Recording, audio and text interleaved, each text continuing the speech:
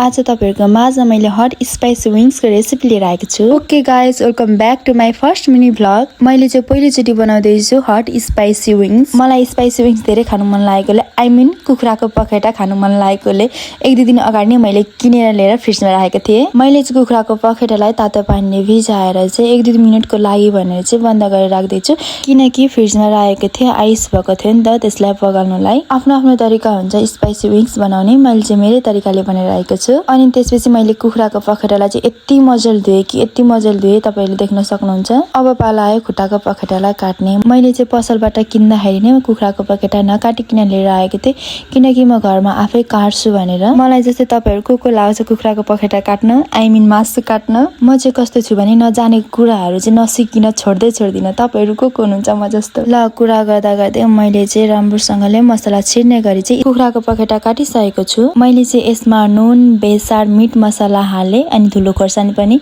तपाईहरुले यसमा अरु पनि एड गर्न सक्नुहुन्छ। अनि मैले आधी घण्टाको लागि म्यारिनेट हुनको लागि छोड्दिएको छु। मैले चाहिँ भिडियोमा देखाइन, मेरो पहिलो मिनी भ्लग भएकोले म अड्किँदै पनि बोलिरहेको छु, नर्भस पनि भइरहेको छु। मैले रेडी गरेको कुखुराको पखेटा सबैलाई तारिसकेको छु। प्लेट घुम्नु बित्तिकै मैले चाहिँ काटिसके। प्याज, टमाटर, क्याप्सिकम, प्याजको पत्ता। मसँग चाहिँ चिली सस थिएन, मैले चाहिँ आफैले हरियो खोर्सानीलाई लिए अनि मिक्सरमा पिसेर रेडी गरे। तपाईहरुको घरमा पनि चिली सस छैन भने आफूले आफ्नै घरमा होममेड चिली सस बनाउन सक्नुहुन्छ खोर्सानीलाई पिसेर। अनि मैले सोया सस र टमेटो सस लिए र अघि पिसेको हरियो खोर्सानीमा मलाई चाहिने जति टमेटो सस र सोया सस हाले। अनि जति पनि मैले काटेको क्याबेजहरु थियो त्यो क्याबेजहरु चाहिँ एक एक गर्दै मैले चाहिँ हालेको छु। मैले चाहिँ भोइस ड्रप गर्दा गर्दै के याद गरे भने मैले बोल्दै पछि चाहिँ लास्टमा छु लगाएको रहेछु। अनि स्वाद अनुसारको नुन र अजिना हाल्दा पनि हुन्छ, तर मैले अजिना हालिन। क्याबेजहरु अलिअलि पाक्दै पछि हामीले बनाएको सस हाल्ने छौं। अनि त्यसपछि क्याबेज सस पाकिसकेपछि विंग्सलाई पनि हाल्ने छौं र मज्जासँगले पकाउने छौं मसला छिर्ने गरी। मैले चाहिँ डिजाइनको लागि माथिबाट सेतो तिल लगाइदिएको छु। अनि त्यसपछि हाम्रो रेडी हुन्छ